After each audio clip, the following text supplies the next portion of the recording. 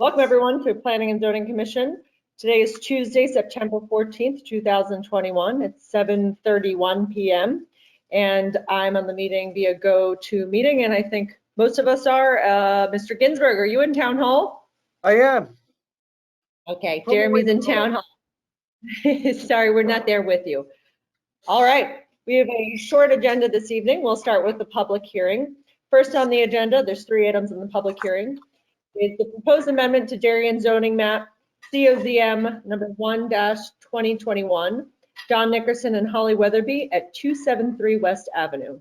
Proposal to rezone the 273 West Avenue property from design commercial DC to residential 1/5 zone, 1/5 zone. The 0.34 acre subject property is located on the south side of West Avenue, approximately 150 feet west of its intersection with Edgerton Street, and is shown in the Assessor's map number 75 as lot 3 and 4 in the design commercial DC zone. So this is, remember looking at this last year. It's next to People's Bank, right behind Palmer's. Jeremy, take it away. That's correct. This is a property directly to the west of People's Bank, which is just north of Palmer's Market. The property is currently zoned DC, design commercial.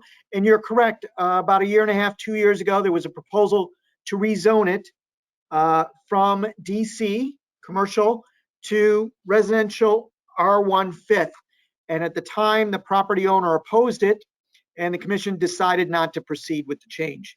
Attorney Robert Maslin's here on behalf of the applicants, which are the property owners, and the standard for the commission is whether the proposed zone change is consistent with the town plan of conservation and development. Mr. Maslin submitted some copies of some pages from the 2016 town plan.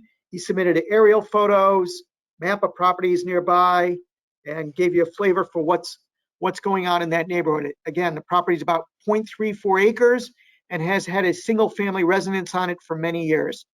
Mr. Maslin, I'll let you take it from here. Fred, can I get control?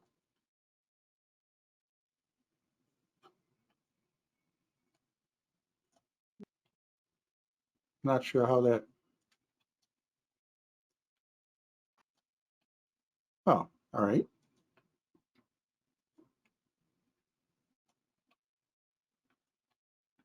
Okay, you should have the PowerPoint slide with the little red laser pointer going. Is that look about right, Fred? Yes. Okay. All right. Thank you. Good evening, everyone. Robert Maslin, representing the property owners on this property. Jeremy said it all in a nutshell.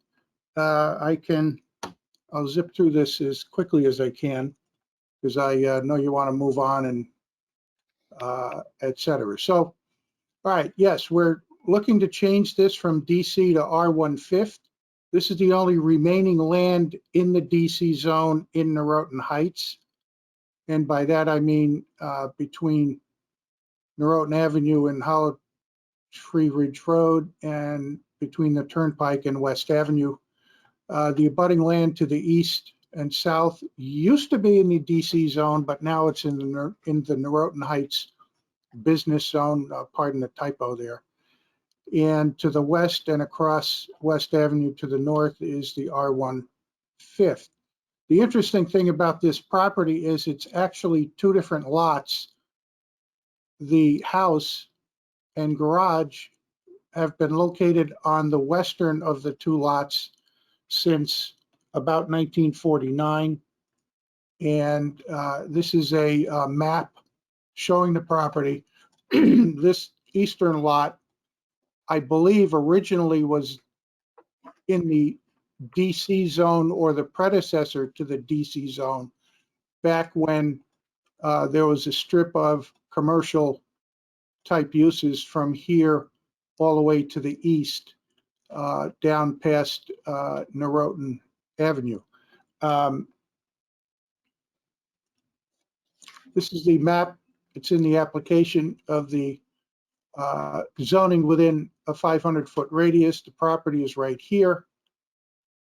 This big circle is the 500-foot radius. You'll see Now, this is the NH, Norotan Heights Business Zone here, and across the street and to the west is all R1/5, except for this little strip that's part of the property that Palmer's Market is located on. And there's no point in rezoning that because it's always been used as kind of a pedestrian access to the Palmer's Market and the shopping center over to the west. Other than that, all you're doing here is sliding the zone boundary from here over to here. And that's basically it. Any questions? I know you've seen this before. I did not represent the property owners when this was before the commission on the commission's initiative a couple of years ago. It makes sense now because back then there was a DC zone. That's no longer. And now you have major development underway in the Norotan Heights area between these properties along West Avenue and Heights Road.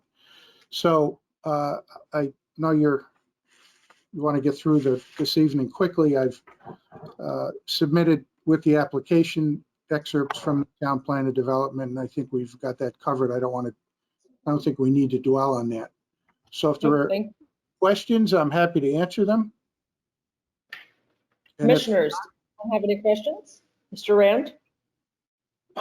Yeah, thank you. Thank you. I guess yeah, you can hear me. I should be okay. Yeah, we Okay. got you.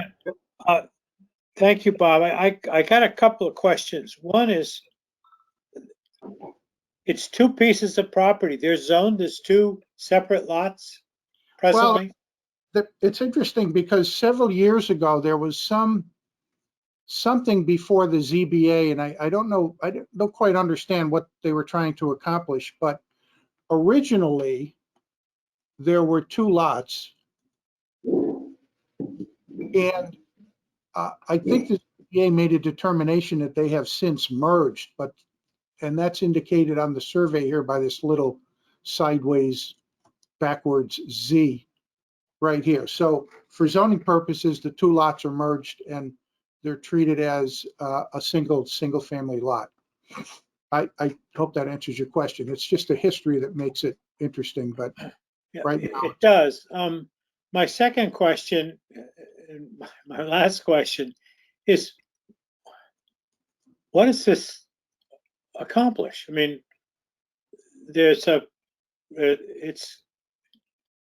oh, what does this accomplish?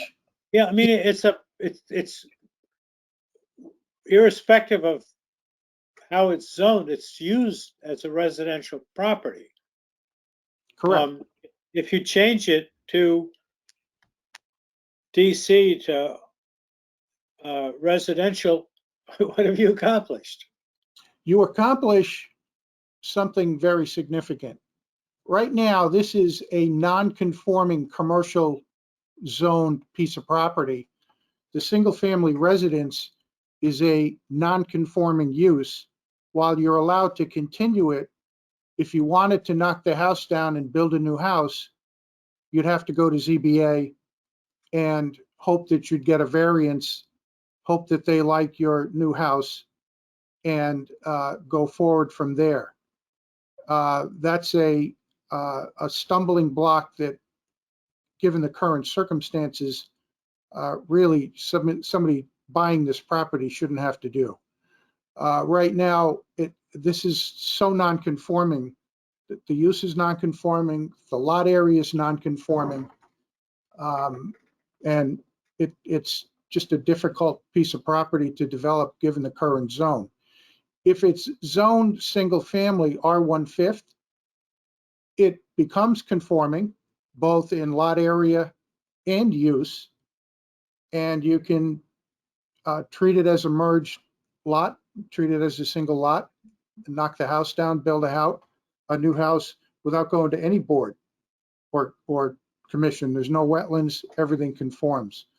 So that's a big plus. It adds a certain amount of comfort and ease of future development just like the property to the west, being in the R1 fifth zone. All right. I hope that answers your question. Yes, it does. Thank you.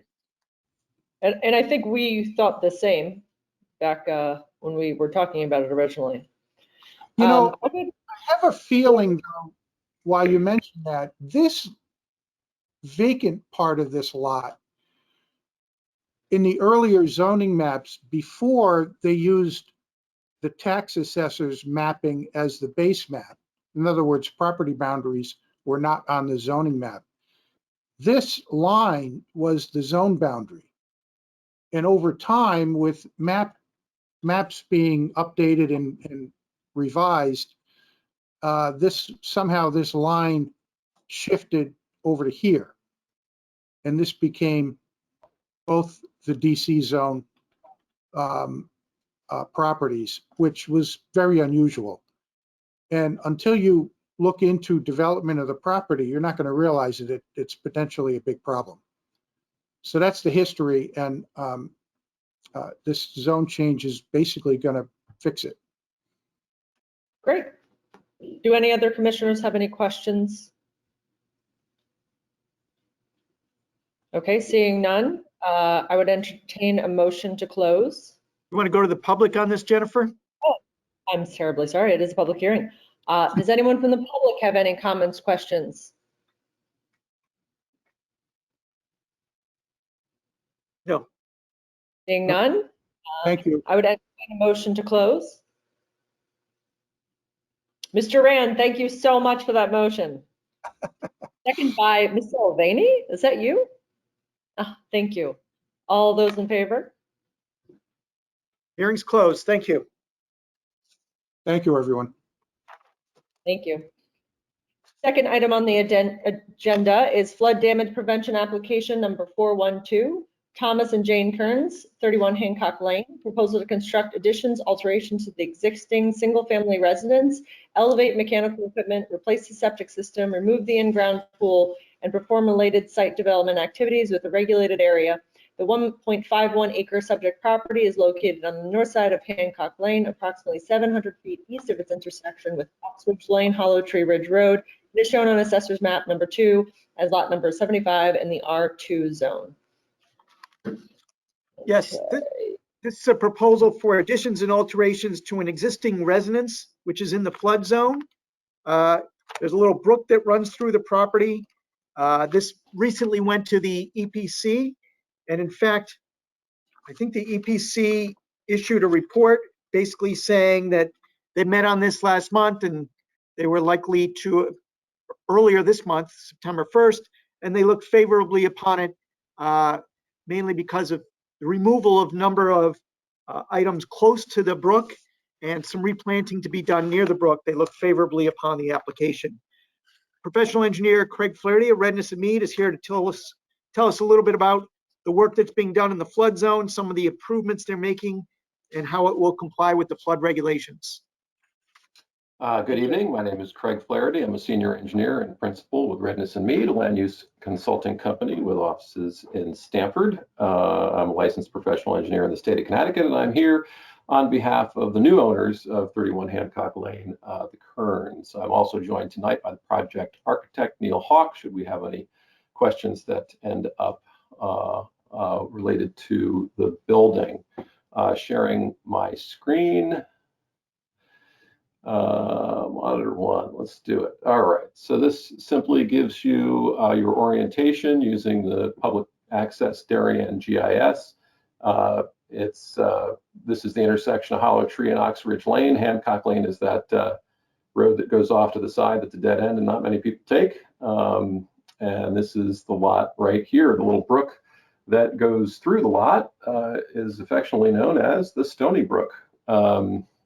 This is just a color exhibit of the survey, the existing site plan. This shows you the brook in the middle of the lot. It shows you the existing in-ground pool, the existing two-car garage, the existing drive, and existing house and patio. Ultimately, at the end of the day, we're going to make it look like this.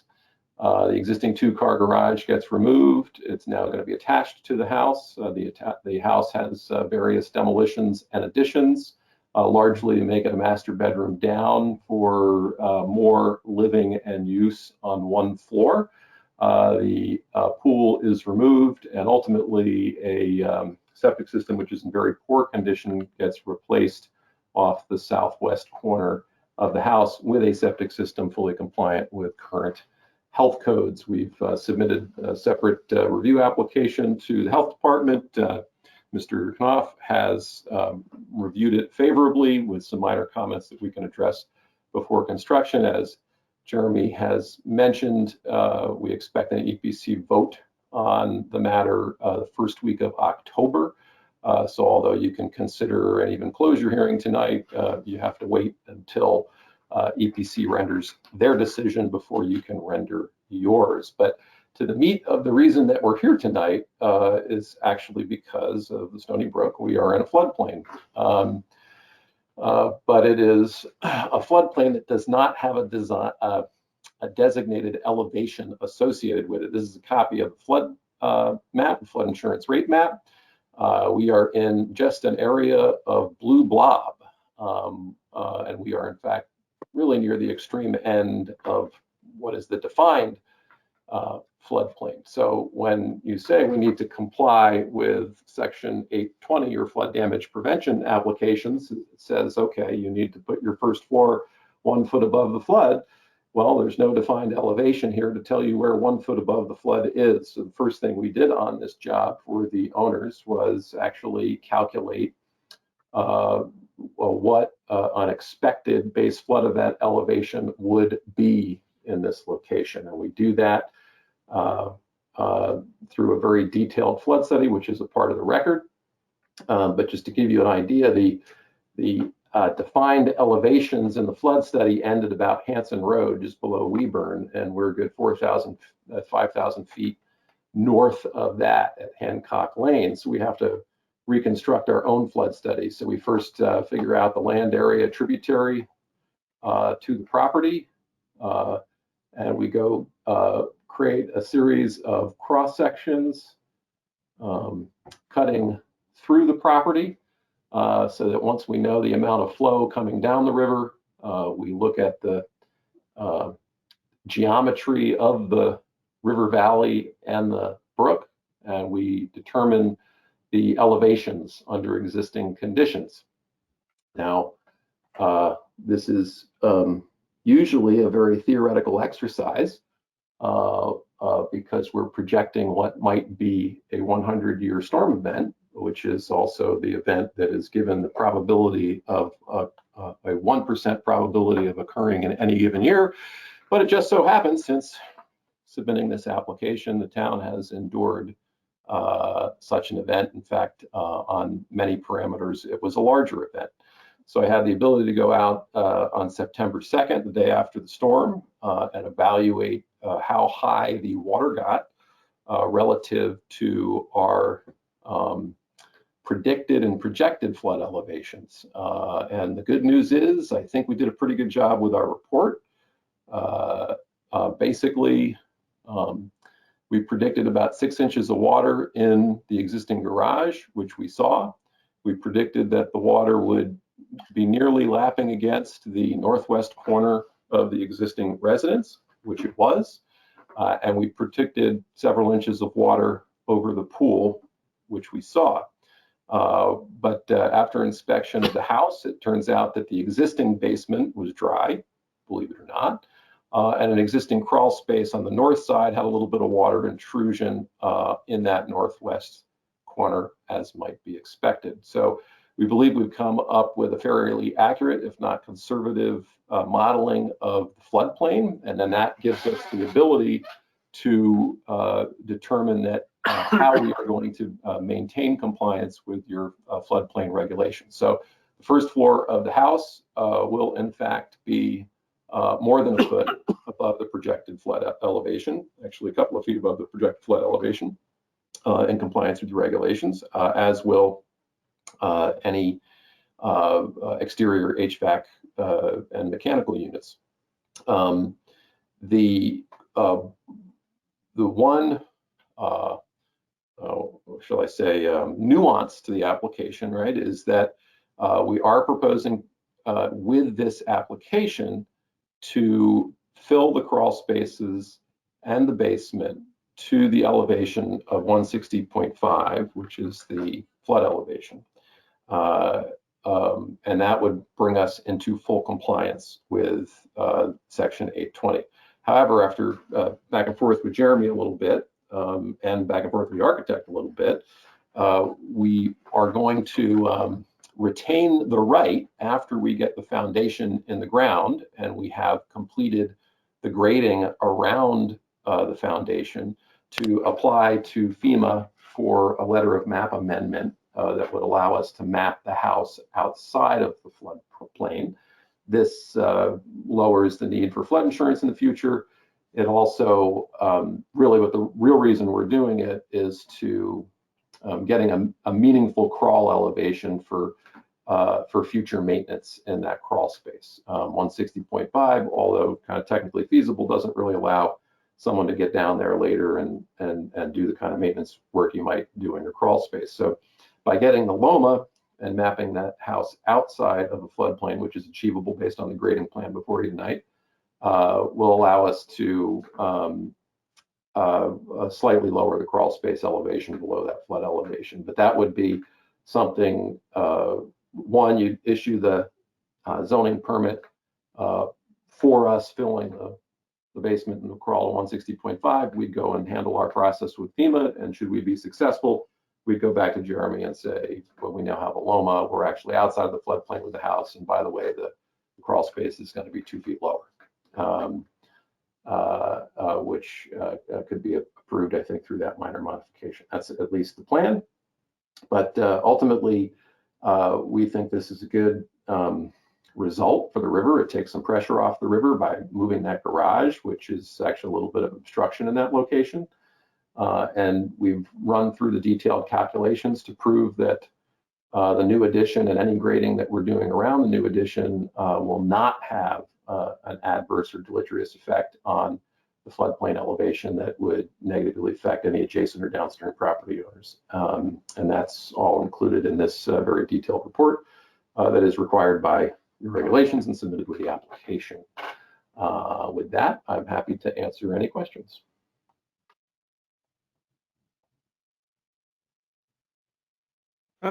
Jen, your microphone. Thank you, Mr. Flaherty. You're welcome. Jeremy, does that sound right? If the modification to come back with if the floodplain for the crawl space?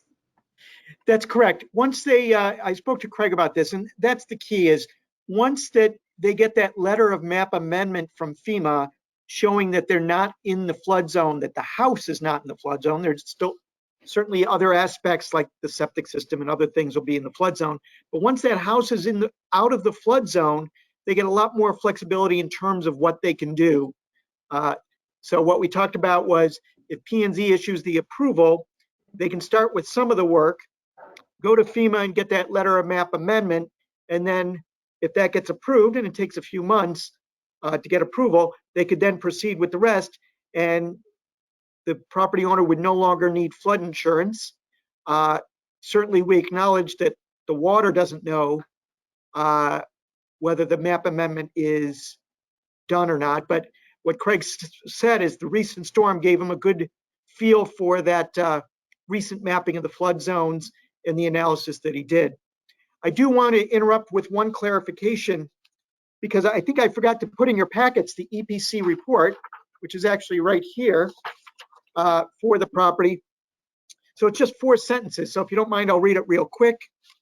I don't think it was in your packets. The EPC received the above application at their September 1st meeting and determined that a public hearing will not be required. There are no impacts proposed to the regulated area, and it was the consensus of the members present that the activities within the 100-foot setback from Stony Brook will not have an adverse impact on the regulated area. A better demarcation between the plantings and the septic system will be required as a condition of approval, and staff was requested to draft a resolution approving the project. It's expected that EPC will officially vote on this application October 6th. So Craig's correct. Now that you have the EPC report, if all goes well, you could close the hearing tonight. You could make a decision prior to EPC making a decision because you do have their report. Although their decision's expected October 6th, you can certainly decide it sooner because you've now received their report. And I'll make sure you get a hard copy of that. I think it's on the town website. Thank you. It's also worth noting that Darren Ostafine of the Department of Public Works reviewed the engineering components of the application and issued generally favorable email, largely given the fact that we're reducing impervious coverage on site by 1,600 or 1,700 square feet. Yep. Do any members of the commission have any questions? No. Jim Mr. Rand. Ray? Is it practical were the commission to agree to consider and approve the application subject to this last piece of paper we need, rather than coming back to it at some point after October, whatever the date is, 9th or whatever? No, that is very practical, Jim. Is what I will do is ship that out to you because it's here. If we were sitting in room 206 tonight, you would all have this in your hands now. So I'll make sure you get it before the night is out or first thing in the morning. It's been read into the record, so you can definitely close the hearing and you definitely can deliberate possibly as soon as your next meeting, if all goes well, or maybe even decide it because that is part of the record now. Great. Does any other commissioner have any questions?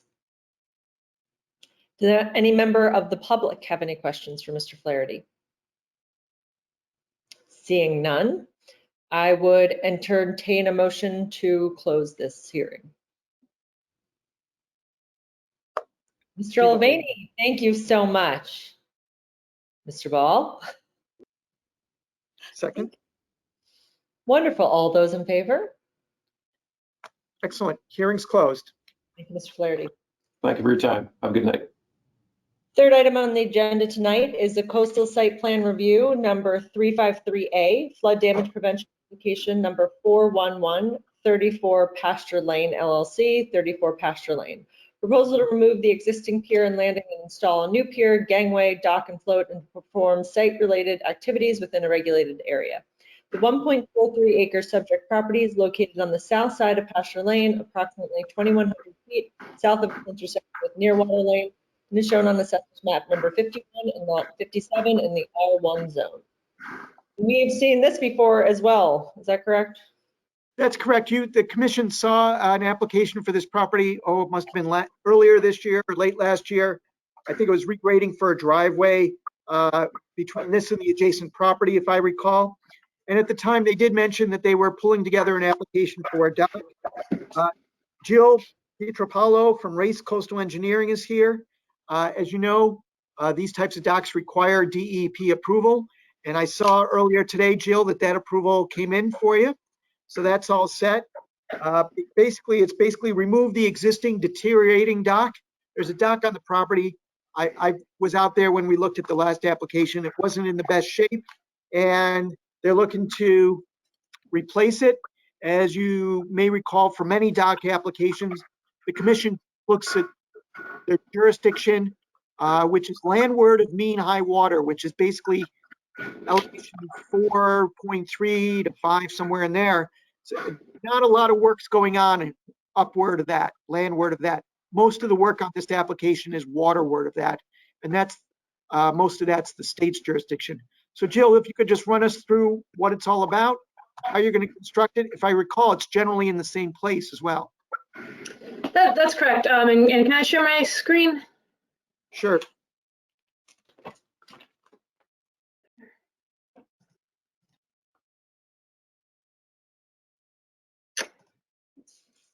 Okay, there we go.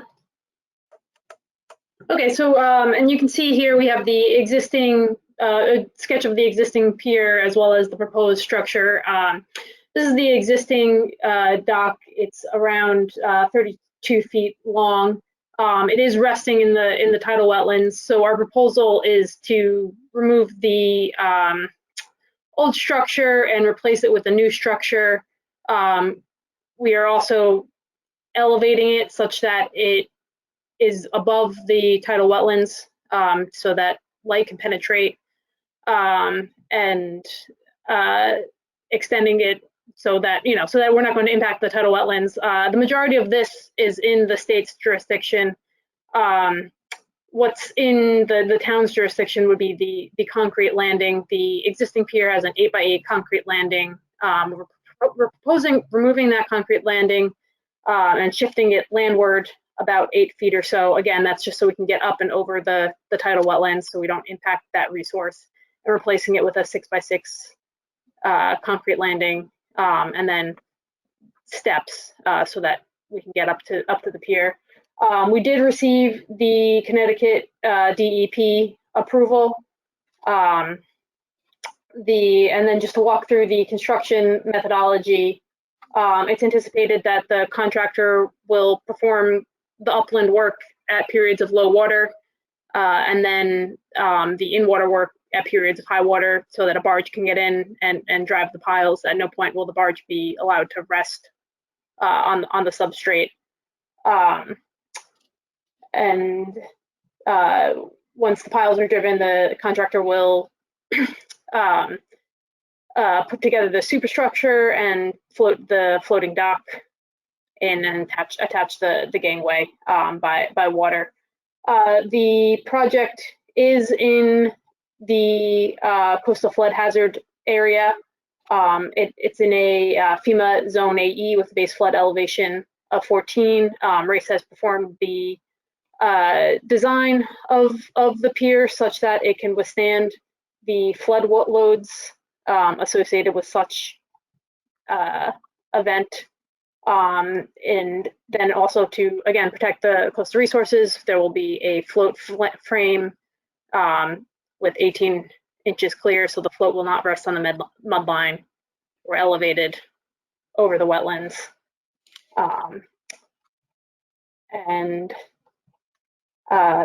It is it is our opinion that we're in compliance with Section 820 of the Darien Zone regulations. This will be designed to withstand the flood loads, and as well as Section 810 of the CAM policies and goals. Are there any questions? Jill, I just want to make clear for the record, we did refer this to the harbor master, who said he has no issue with the application.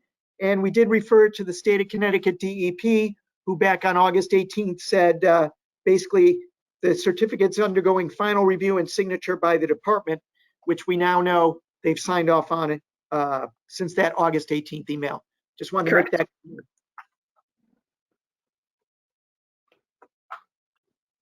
That is correct. Great, thank you so much. Do any commission members have any questions? It's pretty cut and dry here. Do any members of the public have any questions? Seeing none, I would entertain a motion to close. Thank you. Second by Mr. Mulvaney. All right. Hearing's closed. Great. Sorry, yes, close. Moving on to the general meeting. We are going to begin a very informal and, Mr. Maslin, short conversation about 76 Tokenique Road. Let's try to, what do you think is appropriate amount of time for you, Mr. Maslin? Oh, about 90 minutes or so. No. I might take 5 or 10 if that's. I love it. Okay, 10 minutes is yours. So, Okay. Jeremy, how do you want to, it's a building that's empty. A lot of people Basically, probably- I'll run this through for the commission. Basically, 76 Tokenique Road is the office building which is next to a Bellows, which used to be called Taste of Italy. It's across from exit 12 on ramp southbound. And basically, it's an office building, and it's in the designed commercial zone, the DC zone. And Bob's here to talk about the possibility of putting a school in that building. I think one of the issues Bob's going to talk about is the current zoning doesn't allow a school. So he's going to talk about either changing the regulations or changing the map and the general concept of a school here. I think we're looking for any informal feedback the commission may have tonight. Certainly, I would expect commission members over the next few days to drive out to the site, take a look, get a feel, and usually in a case like this, report back to staff, either myself or Fred, between now and early next week with any thoughts, feedback you may have, and we'll relay it back to Mr. Maslin on any direction or suggestions you may make on the potential for a school at this location. So Bob, with that, take it away. Okay. Is my screen being shared?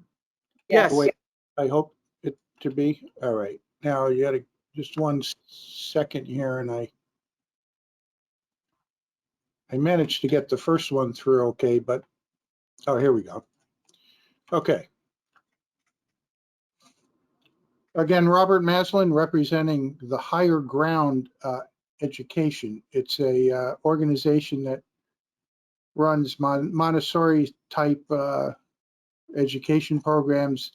And with me this evening, and I think their videos are on now, Craig Wild, who's project manager, or Wildy, I'm sorry, and Jocelyn Scotty, who is the VP of operations for Higher Ground. Just as a quick overview to some of this, reiterating what Jeremy said, operate a child care center. This is really the objective at this site. We need to have the zoning map amended to change this from DC to DO zone. And as Jeremy mentioned, this is a little office building that has been used as an office building since it was built back around, I think it was around 2000 or so. I picked up this photograph off Google Earth. You'll see it doesn't look anything like a retail store. Next door is, well, this was Manja when the Google truck went by. Then it was a Bellows, and I'm not sure what the name of it is now. This is the town's GIS map with the zoning districts on overlay. DC is up at the top of the page, and the railroad main line runs east to west, or from left to right. Above the tracks is Goodwife Shopping Center, primarily, and then over here to the right is a little retail building with, I think Fisherman's Net is in there and a couple of other stores. The site is outlined in, I guess that's a blue-green color, and the deli is right next door. As you see, all of this is DC.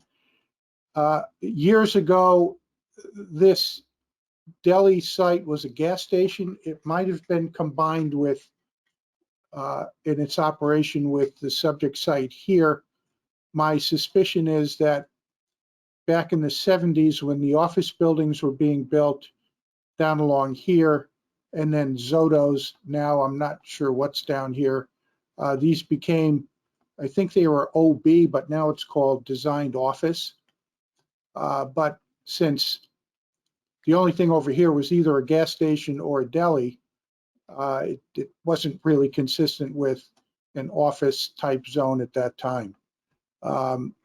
We're asking to change the zone for this site and have it become the same as the zone across the street, which is office business, and the same as the zone across the turnpike, office business as well. This is an aerial view. I'm sure you're familiar with it. It's the exit 12 interchange here. The on-ramp is directly across from the building. Driveway's over on the left side of the site, one lane with a left turn lane as you approach from the Tokenique area, and a similar layout coming in the other direction. Again, left turn lane in the middle and a through lane on the right. Site plan is like this, very, very conceptual level. The rough idea is two-way entry, parking over here, parking in the back, trash dumpster back here. This aisle is wide enough to comply with the regulations for two-way. And the concept is drive in, park on a rolling time basis. There's no fixed starting and end time. Pull in, park, bring your child in, check the child in, and then come back out and leave. You're parked there for a minute or two, or maybe 5 minutes. Same drill in reverse at the end of the session. Pull in, park, go in, get your child, come out. The interior is retrofitted, but the outside would basically remain the same. First floor concept, 2 classrooms, restrooms, an office, again, restrooms and an elevator, stairway in the middle. The upstairs, classroom, in classroom, restrooms, again, elevator and stairway.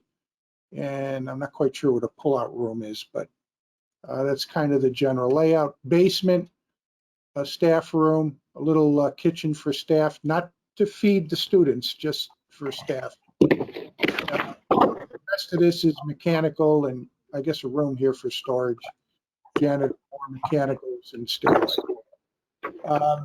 And then before I go to the questions, Jocelyn is here, and I'd like her to just talk for a few seconds about what higher ground is all about and what really they want to do here.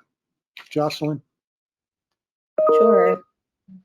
I'm Jocelyn Scotty. I'm the SVP of schools. We are Higher Ground Education. We are a network of Montessori schools. We currently have 89 schools, domestic and internationally. We own and operate all of our schools. This particular location is going to be for children birth through age 6, but we do have schools that have elementary, we have middle schools and high schools with our Guidepost Montessori brand, and we have a secondary brand, which is our middle school and high schools. We're pretty excited to come to Connecticut. This is the first time that we'll be coming into the state, but we have lots of experience in other states. And opening schools there. So I'm happy to answer any kind of specific questions that you have. Otherwise, I feel like Bob did a pretty good job of sort of explaining what we're aiming for here at this location. Great. If I Thank can you. add something, Jennifer, the use falls under the definition of child care center because of the age and the nature of what's happening, and it would be licensed by the state. So the interior fit up would have to comply with the state requirements. The student teacher ratio, or I'm not sure what you call the staff people, that would all have to comply, and we would work the parking out based on the final number of staff and student count. Right. Right now, we're thinking 11 staff, 73 students, which requires 19 spaces. This conceptual plan has 22 on it. So I think this is workable in terms of parking. And I think with this little turnaround area over here, we'd, in case there's absolutely no parking, you could be able to turn around and come back out and wait for a parking space in the site. And so we think we can make this work, and the rest of it's up to the commission. Great. Thank you so much. I would say this is a very needed service in Darien. And as a full-time working single mom, well, I guess I'm not single anymore, but I was for a long time, this would have been amazing. And the thing I always hear that complain about Darien is real estate, and who sells a lot of real estate throughout all the towns, is that we really don't have this here. So I hope that we can make it work and you can figure out parking and traffic. So thank you for your time on this. Does anyone have any questions? Mr. Mulvaney? You're not muted. Got it. There we go. Thanks, Jen. 2 questions. Well, 2 questions, a couple of comments. With regards to higher ground, you said it's a network of Montessori schools. my nephew went to a Montessori school in Chicago. I don't know how many years it was, but are you affiliated with that? Or is it a separate company? So Montessori is a style of education. So there's lots of Right. different Montessori schools. I actually live in Chicago, so I probably am familiar with the school that your nephew went to. But we He's have, from Wilmette. okay. Yep. No, we don't have a location in Wilmette quite yet. So Montessori is a type of school. It's not like Goddard School. You compete against Got Goddard. it. Yep. Got it. It's a type of It's a type of, then the other item is that I like the idea of a zone change from DC to DO. But I think you're gonna have to change the deli too. Would be my guess if Jeremy backs me up on that because they're next to each other. And it makes sense if you go back to that zoning map, it makes sense to make that triangle along the railroad tracks all DO. I'd rather see that than doing a text change to try to, yeah, see the triangle? If you follow the railroad tracks? Yep. You'd switch that whole triangle. So then it matches up with the stuff on the other side of Tokenique Road versus doing a text change to shoehorn it in there. We thought about that. The unique and unusual thing here is both of these zones have a minimum 1 acre lot area, so neither one of them, neither the deli nor this site, complies with the minimum lot area. So that's number one, but it's the same shortage either way. The difference, and I think it's something to think about, Steve, the deli is not a permitted use in the DO zone, but it's allowed in the DC zone. Higher ground is allowed in the DO zone, but not in the DC zone. Right. And so, I mean, there's another approach here, which might be to allow this type of use in the DC zone, but that, now you're talking about, you know, do you want a school in the middle of the Goodwives Shopping Center? Because that's basically what you'd be doing. So No. I've given that some thought myself and put my zoning and planning hat on, and I'm sure I'm going to have a discussion with Jeremy about which way to go on this, but it is a fair point, and we'll think about that further and discuss it with staff. Okay. That's it for me, John. Thank you. And then I saw Mr. Rand's hand up, was up.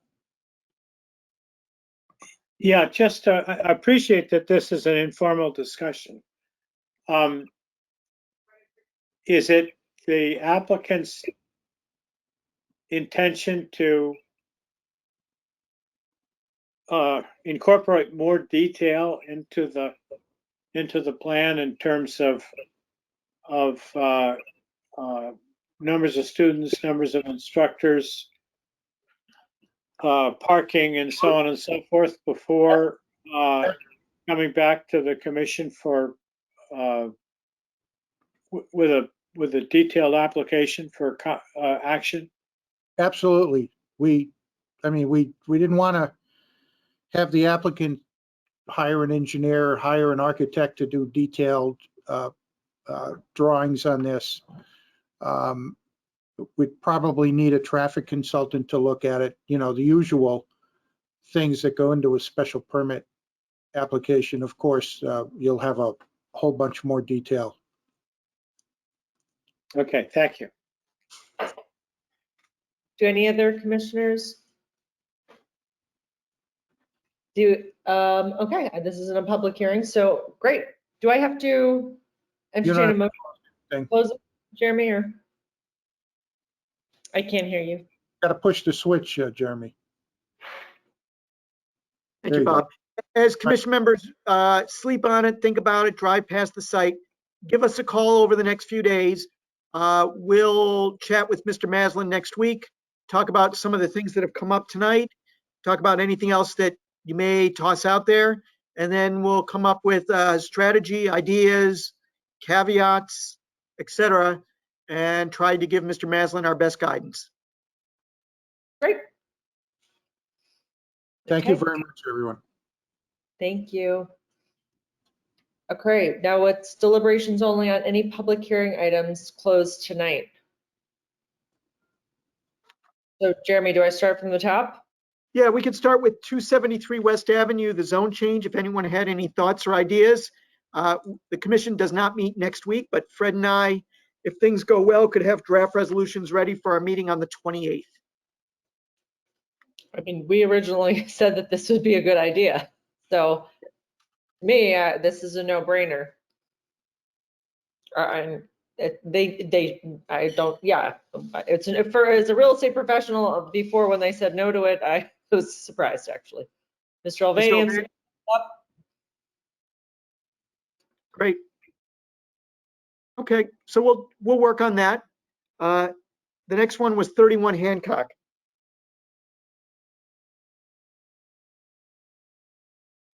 I was good with this. Everyone feeling pretty positive? I'm seeing heads nodding. Mr. Rand, yeah, well, yep, and we got that, okay. Okay, great. And And 34 Pasture Lane, dock. yeah, that's a kind of cut and dry there. Okay, great. Fred and I will get started. We'll have draft resolutions ready for you at your next meeting in 2 weeks. Great. All right, last is the approval of the minutes from September 1, 2021. So this was our executive session general meeting. Very Did short meeting. Did anyone see any? I don't think there was any errors on that. Did anyone else see anything? Then may I have a motion to approve the minutes as submitted? Mr. Rand, thank you. Mr. Olvani with the second. All in favor? Thank you. They're approved. I don't believe there's any other business. Is there, Mr. Ginsburg, that I'm missing? No. Okay. And, okay, next meeting, September 28th and October 5th. Oh, Mr. Rand, sorry. Oh, I'm sorry. Yes, Mr. Rand? If I can have the the commission's indulgence for just 2 minutes. When this is a question, it's not a plea for special accommodation. I've heard from the owners of 25 Old Farm Road. The reason I mention it here is that you might remember that across from 25, there's a hill. And there was a significant amount of regrading and yada, yada, yada with regard to either some significant alterations or new construction of one or more of the lots on that hill. And the owners or their representatives made a number of representations as to what the impact of all of this would be at the end of the day. I've not gone down there since we had the storm or storms, but I'm given to understand it's a disaster down there. Now, what I am interested in understanding is, where does the property owner go for sympathy, not restitution, but some assistance in getting this cured, so that the problem that we or the commission in innocence has not created but permitted to exist, get fixed. And I know this is not the only this is not the only situation in town. I mean, everybody's got a problem as a result of all the rain. But I this can one certainly, came to my attention, so I thought I'd raise it. Right. I can certainly answer that, Jim, because the property owner who lived across the street did call our office.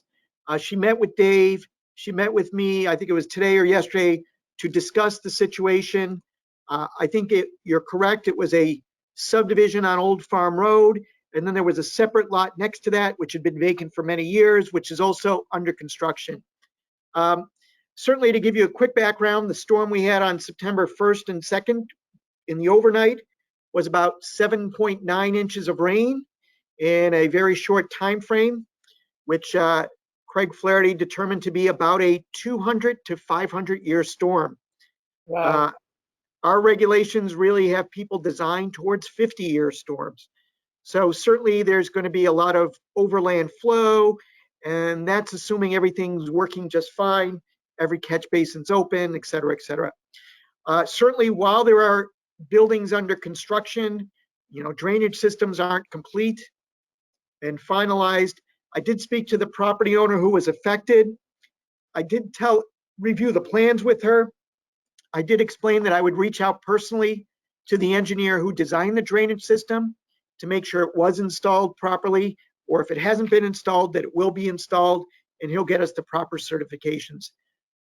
There were about, I'd say, anywhere in the range of 15 to 25 different property owners that have come to at least our department, and there are many others that went to Public Works with issues or concerns. And I think you're right, Jim. There are certainly property owners that are not in the flood zone that have been affected, and then there's other property owners who are in the flood zone who've been affected. And we're trying to look at each one, analyze it, determine what circumstances were around that. You're right, maybe we could have fixed, maybe we couldn't, maybe it's something the commission could have learned from. So we're investigating many of those. And that was certainly one that the person who lives on Old Farm did come into the office and spoke to us numerous times. And we're still looking into trying to figure out what may have caused that problem. Okay, well, thanks. I think you've probably addressed it entirely appropriately. I don't think they expect the members of the commission to go out there with shovels and clean it up. But if, as you've indicated, we can go back to the engineers, the prior applicants, or whatever, to make sure that what we approved was, in fact, the way it was done. I don't think the neighbor can ask for anything more. Yeah, it's very unfortunate because as I've spoken with Steve many times in the past couple weeks, is nobody plans for that type of storm. It would be over-designed on a grand scale if everyone designed for hurricanes and 8 inches of rain. But certainly you can try to continue to minimize the impacts. Just what you said, Jim, is making sure drainage systems are installed and all kinds of other things to try to minimize streams being blocked, things getting washed downstream, et cetera. And that's just as important. So if we do get a lot of rain, is trying to keep the impacts to properties, especially damage to first floors of properties and basements, down to the bare minimum. Yeah, I think, thank you for bringing that up, Jim. I think it was good just for us to also have a public comment on this. So if you do have a problem, and anyone who's watching this, reaching out to planning and zoning or Public Works is important, not only to prevent, not only to try to fix what happened, right, if there is a pressing need, but also to prevent it. I mean, even where we are on Woodland, the street grates, there was a lot of debris that was covering them, so they were not draining properly, and we had flooding on the street. And there's a water course that goes, and I didn't even realize how, because of the drains that were blocked, what happened to the water course. So that was a crazy storm, but it taught us a lot about our town. So I think it's good if we send a quick email in and we can kind of collect that and stay on top of it. And I know you've been working, Kinsberg. Yes, the selectmen are having a meeting Monday night. Keep an eye out for the link to that virtual meeting. I think it's an opportunity for folks in town to give their input and feedback to the Board of Selectmen. I don't know what time it starts, but keep your eye out for details about that meeting. Steve, you're aware of that, right? Monday night? Yeah, I just want to add one more commercial to follow up on what Jen said. The Board of Selectmen, and the governor have asked anyone that had significant water damage to report it to, was it the Office of Emergency Management? Yep, Darien Emergency Operations, I believe. Darien EOC at darienct.gov, so they can get a better handle on the amount of damage done in Darien. And I think part of the reason for that is if you listen to New Jersey and you listen to the other counties around the state of New York, once the county, we don't have counties, once the area gets up to a certain threshold, it triggers something at the state level for funding, and also maybe triggers something at the national level for funding for the state of Connecticut and the Fairfield County area. Is that right, Jeremy? Is that your understanding? That's correct. So it's important for the town to get as good documentation as possible, and that's going through that office in Town Hall. And I think listening to the feedback on Monday night from the general public is also equally important for us to understand where problem areas might be and what lessons we may be able to learn from this whole thing. Indeed. Okay, so next meetings, September 28th and October 5th. I will not be here on September 28th. So just so you know. And without further ado, I would entertain a motion to close this meeting. Mr. Rand, Thank you.